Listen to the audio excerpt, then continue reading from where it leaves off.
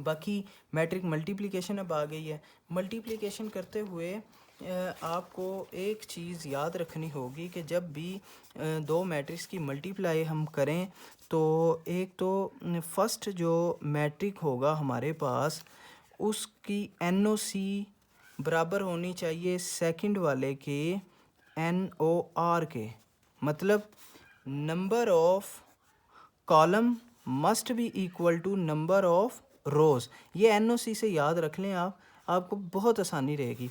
For example ये हमारे पास एक मैट्रिक है ABCD, ठीक है।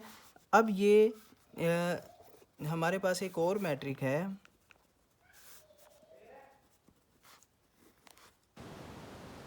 EF, ठीक है।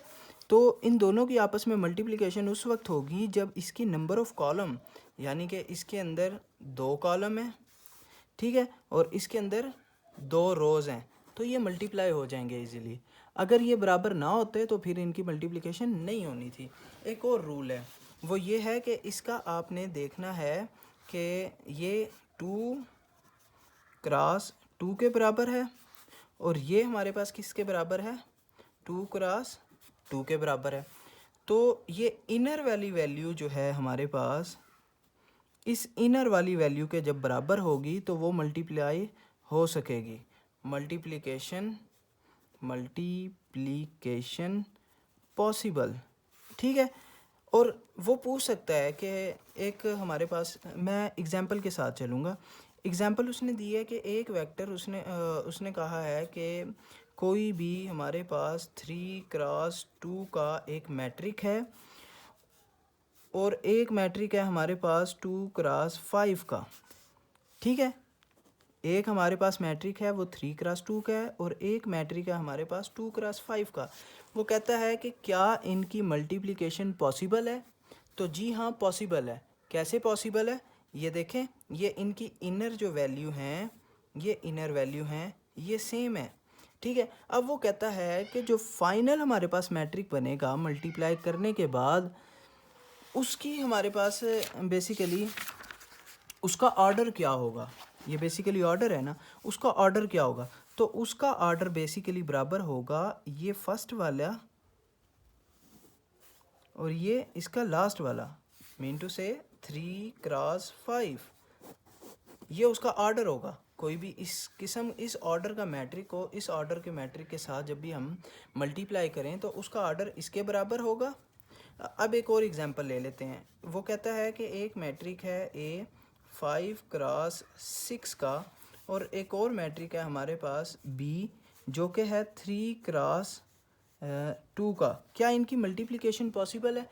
जी नहीं, मल्टीप्लिकेशन नहीं हो सकती, क्योंकि ये 6 डज नॉट इक्वल टू 3। आप ऐसे भी लिख सकते हैं कि matrix inner inner inner side of matrices are not same.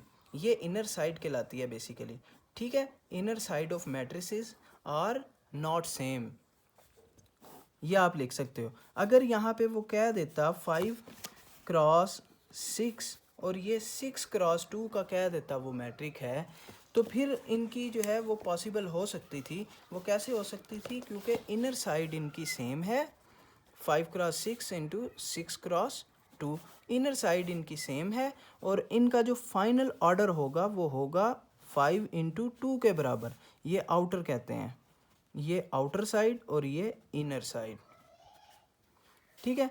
तो आउटर साइड 5 क्रॉस 2, तो इनका ऑर्डर ये होगा फाइनल रिजल्ट का। ये मैं आपको इसलिए ज़्यादा एम्फसाइज़ कर रहा हूँ कि पेपर में यही आएगा इस चैप्टर में से। ये जो हमारा लेक्चर नंबर 11 है इसमें से यही शॉर्ट क्वेश्चन आएंगे। वो ऐसे ही कहेगा कि क्या इनकी पॉसिबिलिटी है और दूसरा ये कहेगा कि इसका फाइनल ऑर्डर क्या होगा, ठीक है। तो ये देखें, ये सारा इसी तरह ही ब्रीफ किया गया है। इनर इनसाइड और आउटसाइड, या इनर या आउटर आप कह सकते हैं, ठीक है। तो ये हमारे पास फाइनल जो ऑर्डर होगा वो ये आउटसाइड वाला m into n, m cross n, ठीक है। बाकी अब एक मल्टीप्लिकेशन करके देख लेते हैं। उसने एक हमारे पास दिया है a इज़ इक्वल टू 2 3 1 -5 और बी उसने हमें दिया है 4 3 6 1 -2 3। ये उसने हमें एक दो वेक्टर्स दिए हैं, मैट्रिसेस दिए हैं। इन मैट्रिसेस को सॉल्व करना है। उन्होंने कहा कि ए बी फाइंड करें। ए बी जब फाइंड करना है तो हमने सबसे पहले क्या देखना है, नंबर ऑफ़ कॉलम। इसके नंबर ऑफ़ कॉलम 2 है और नंबर ऑफ़ रोज इसकी कितनी है, 2। यानी कि हो सकता है, क्या बी ए निकल सकता है, क्या बी ए पॉसिबल है? तो बी ए क्या होगा, इसके नंबर ऑफ़ कॉलम 1 2 3 और इसके number of rows 1 2। Does not, B A does not exist. ठीक है, तो नेक्स्ट इसको सॉल्व करने के लिए उसने वो सिंपल सा वही बताया कि आपने एल वाला फार्मूला लाजमी याद रखना है। कौन सा फार्मूला, एल वाला, मल्टीप्लिकेशन करते हुए।